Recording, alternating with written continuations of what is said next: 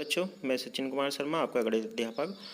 कल हमने आंकड़ों का प्रबंधन चैप्टर नंबर 3 से 1, 2, 3 प्रश्न हल कर लिए थे। आज हम उससे आगे के प्रश्न 4, 5, 6 को हल करेंगे, जिसमें प्रश्न नंबर 4 हमें दे रखा है। एक विद्यार्थी के प्रथम सत्र और द्वितीय सत्र का प्रदर्शन दिया हुआ है। एक उपयुक्त स्केल चुनकर दोहरा दंड आलेख खींचिए और दिए गए प्रश्नों के उत्तर दीजिए। यानी हमें नीचे एक विद्यार्थी के दिए गए नंबर का कुछ आंकड़े दिए गए हैं, हमें इनका एक आलेख बनाना है। आलेख बनाने के साथ साथ हमें फिर नीचे दिए गए प्रश्नों का आंसर भी देना है। तो इसमें सबसे पहले विषय दे रखे हैं अंग्रेजी, हिंदी, गणित, विज्ञान, सामाजिक। उसके बाद प्रथम सत्र में जो उसके अंक आए हैं 100 में से वो दे रखे हैं 67, 72, 88, 81, 73। इसी तरीके से द्वितीय सत्र के अंक दे रखे हैं। अब हम देख रहे हैं जितने भी अंक हैं वो 100 से कम हैं। और इसमें जो न्यूनतम अंक हैं वो आपके 65 हैं। इसका मतलब हमें जो आंकड़े लेने हैं यानी स्केल बनाना है, वो स्केल हमें 100 तक बनाना है। ठीक है, हमें इसे बनाने का तरीका कुछ इस तरीके से होता है कि जो क्षैतिज होता है उस पर हम विषय लिख लेंगे। ठीक है, जो हमारा क्षैतिज है उसको हम विषय लिख लेंगे उसे हम विषय लिख लेंगे, जैसे कि नीचे दिया गया अंग्रेजी, हिंदी, गणित, विज्ञान और सामाजिक विज्ञान। अब हम जानते हैं एक विषय के सामने 2 सत्र दे रखे हैं, तो एक विषय के नाम अंग्रेजी के ऊपर 2 बड़े कॉलम बनाएंगे आयताकार। ठीक है, उसे उतना ही ऊंचा उठाएंगे जितना कि उस विषय में या उस सत्र में अंक हैं। उसके बाद हिंदी के लिए 2, फिर गणित, विज्ञान और फिर सामाजिक विज्ञान। और ये जो ऊपर की ओर संख्या दे रखी है इसमें हमें अंक लिखना है, अधिकतम अंकों की संख्या। ये जो दे रखा है ये अंक है, जिसमें हमने 10 का आंकड़ा लिया है, यानी प्रथम सत्र को पहले बॉक्स से दिखाया, द्वितीय सत्र को दूसरे बॉक्स से दिखाया है। और नीचे स्केल अपनी तरफ से मान लेते हैं, जो ग्राफ बनाते हैं उसमें 1 सेंटीमीटर को 10 अंक के बराबर मानते हैं। तो इसलिए यहाँ पर 10 का पहाड़ा आपको देखने को मिलेगा, 0 से 10, 10 से 20, 20 से 30, 30 से 40, 40 से 50, 60, 70, 80, 90, 100। और नीचे हमने विषय लिख दी हैं। अब आप देख रहे हैं अंग्रेजी में पहले सत्र में जो विषय हैं अंक हैं वो आपके 65 हैं और दूसरे में 70 हैं। तो इसी तरीके से अगर हम देखें तो पहले में कितना है, अंग्रेजी में 67 हैं और दूसरे में 70 हैं। तो 67 यानी 65 से थोड़ा सा ऊपर। तो आप देख रहे हैं यहाँ पे जो हमारे आंकड़े दे रखे हैं वो आपके 60 और 70 हैं। इसके बीचों बीच में आपका 65 आएगा। 65 से थोड़ा सा ऊपर देखेंगे तो वो 66 और 67 होगा। इसका मतलब इसके ऊपर आप लिख भी सकते हैं, आप इसके ऊपर लिख सकते हैं 67 और इसके ऊपर लिख सकते हैं 70। ठीक है, इसी तरीके से हिंदी में जो अंक हैं उनको आप देखेंगे। हिंदी में जो अंक दे रखे हैं वो दे रखे हैं 72 और 65। ठीक है, तो इसी तरीके से पहले कॉलम को हम 72 तक ऊंचा उठाएंगे, जैसे कि आप इसमें देख रहे हैं। ये जो हमारा 70 है, 70 से थोड़ा सा ऊपर आपका 72 होगा और उसी हिसाब से फिर दूसरे सत्र के जो नंबर हैं उनको कम करके 65 कर दिया गया है। इसी तरीके से बाकी सत्र के अंकों को भी हम इसी तरीके से दिखाएंगे, गणित, विज्ञान और सामाजिक विज्ञान। ठीक है, अब इसमें एक प्रश्न दिया है, किस विषय में विद्यार्थी ने अपने प्रदर्शन में सुधार किया है।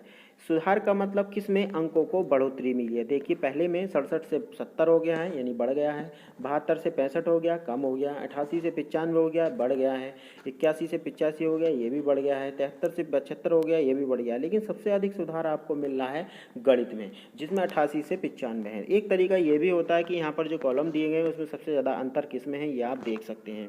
ठीक है, तो इस तरीके से गणित में बच्चों ने अपने प्रदर्शन में सबसे अधिक सुधार किया है। दूसरा प्रश्न दे रखा है, किस विषय में सुधार सबसे कम है, यानी किसका अंतर सबसे कम है।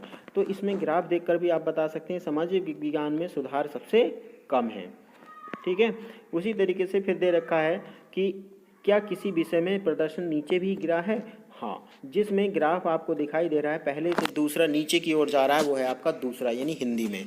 हिंदी में आप देखें तो पहला ग्राफ ऊंचा है और दूसरा नीचा है, इसका मतलब इसमें कमी आई है। और बाकी सभी में आप देखें तो बढ़ोतरी ही हुई है, क्योंकि पहले से दूसरा ऊंचा है।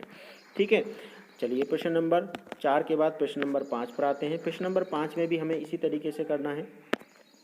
प्रश्न नंबर 5 हमें दे रखा है, किसी कॉलोनी में किए गए सर्वेक्षण से प्राप्त निम्नलिखित आंकड़ों पर विचार कीजिए। पसंदीदा खेल, देखना और भाग लेना। अब देखिए आंकड़े जो हैं वो 2 ही तरह के दे रखे हैं, देखना और भागना। इसमें हम ग्राफ बनाते समय 2 चीज़ें बनाएंगे, देखना और भागना। एक को बनाएंगे क्षैतिज और एक को ऊर्ध्वाधर, जैसे कि यहाँ पर आपको बनाया गया है। तो देखिए सबसे पहले भागना, भाग लेना यानी कितने विद्यार्थियों ने इस खेल में भाग लिया। क्रिकेट बास्केटबॉल, तैराकी, हॉकी और एथलेटिक्स। ठीक है, तो इस तरीके से देखना और भागने में कितने लोगों ने भाग लिया, यानी कितने लोगों ने देखा उनकी संख्या, कितने लोगों ने भाग लिया उनकी संख्या। तो क्रिकेट में पहला स्तंभ ऊंचा है, दूसरा नीचा है। इसका मतलब पहले आपका 1200 से ऊपर है, तो आप देखेंगे कि पहले देखने वाले कितने हैं 1240 और भाग लेने वाले कितने हैं 620।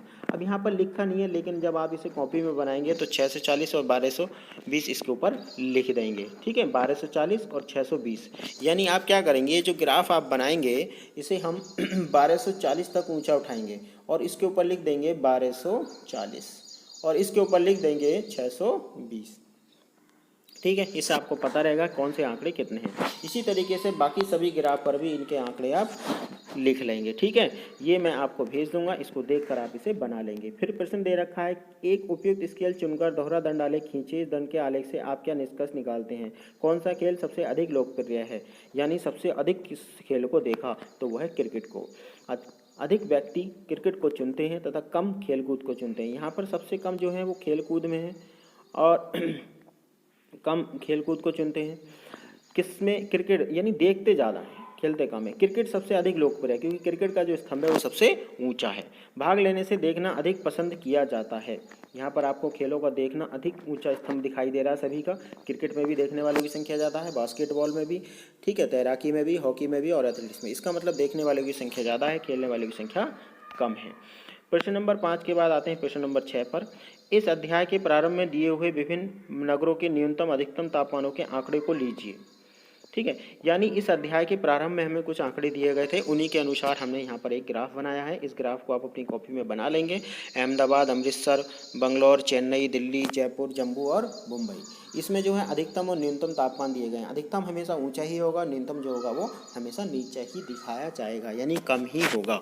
तो यहाँ पर टेम्परेचर दे रखे हैं, आप इनके सामने इनके तापमान को उसी तरीके से समझेंगे, बनाएंगे और नीचे दिए गए प्रश्नों के उत्तर भी आप इसी से समझ के करेंगे। नीचे प्रश्नों के आंसर दिए गए हैं और ऊपर प्रश्नों के उत्तर दिए गए हैं, इन्हें आप अपनी कॉपी पर नोट कर लेंगे।